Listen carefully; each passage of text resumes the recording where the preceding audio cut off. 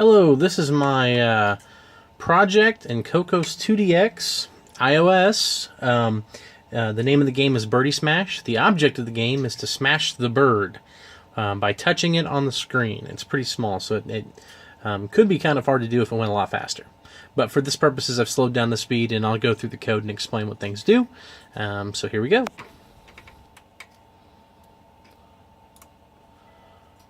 Alright, we've got a title here, birdysmash. The game itself. So if I click on game, it's going to take us into the game mode. It's playing chirping music in the background. I'm going to click on it. And we have the win scene. This home button will take us back to the home screen.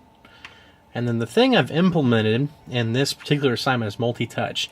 I did not add a pinch zoom or anything like that. I made it fairly simple. But by holding down Alt and clicking, if I can do this here,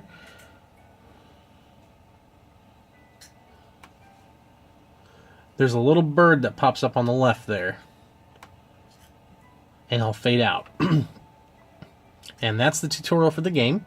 Let me slide this over here, get it out of the way, and I'll take us through the code. Alright, this is a little hard to see, but I think we can get there.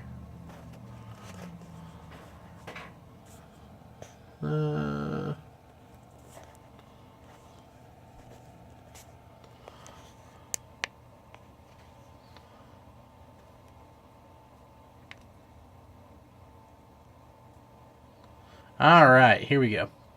Alright, so this is the main menu scene. At the very top, it correlates with the game scene.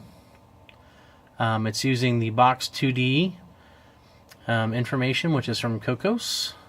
And it goes through a few things to initiate, creates the scene, creates the main menu scene, and then there's a few variables there at the bottom that are based around the multi-touch environment. It allows us to see if there's actual multi-touches happening. So we'll go to the main class menu, or main menu scene .cpp. Again, this is all pre-generated code. This initially is actually the Hello World scene, so a lot of this is a repeat. Adds the layer, make sure the layer is available. Make sure that the director and the vector information fits within the screen. We have auto listeners here to make sure that there are actual touch events happening. I did add some music into the background, and these are simple audio files, so we just had to add a previous code, and that's actually used with the simple audio engine at the very top here. Let's see, we have positioning for the different items in the the main screen. The label at the top, birdysmash, with the font size and the font type and everything. The positioning, I put it at the very top, but I thought it was a little too close to the top, so I took it down just a few pixels.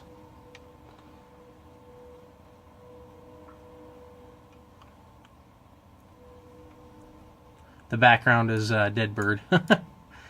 And it's positioned in the center. Game button here allows us to go to the next game. This is actually where we start the callback and where its position is. And then I have another, that bird that comes in when you touch with multiple fingers, or multi-touch. That's the actual original position of it. And it's initially set up to being false. When you multi-touch it, or the multi-touch event happens, it becomes visible. And that's down here actually in the multi-touch moved. So not only do you have to touch it, you kind of have to move your fingers around. But it does become true, and then right after that it fades out over the course of time, 3 seconds. This run action, fade out, 3 seconds. And that is pretty much it. Oh, the game scene is loaded with this get instance push scene. And with that, we'll go to the game scene, that header file. There's some stuff in here that's not actually currently being used since I did some tutorials.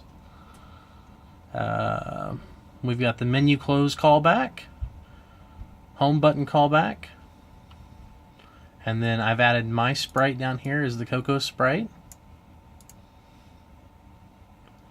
Go to the CPP file for the game. This is using a world variety function, or a variable. It interacts with the wind scene. It is the game scene. Again, simple audio engine is used because I do have music playing on this one. Same as before, the director's going to get the size of the screen. It's going to load some music in the background. We're going to initiate the sprite, which is that little bird that flies around on the screen. And I used a Bezier to make sure it could go, kind of look like a flying motion, up and down. And it's going to repeat forever. I was going to add it where it only repeated a certain amount of times, but for the sake of the game itself, there's a home button in there already. I suppose if somebody wanted to sit there forever and just not click home, they could, but that bird's never going to come back. So the audio listener here, auto listener, is going to check to see if anything's been touched. These are all the callbacks for the basic touch features. On touch began, on touch moved, on touch end. And let's see. Home button takes you back to the home page, or the home scene.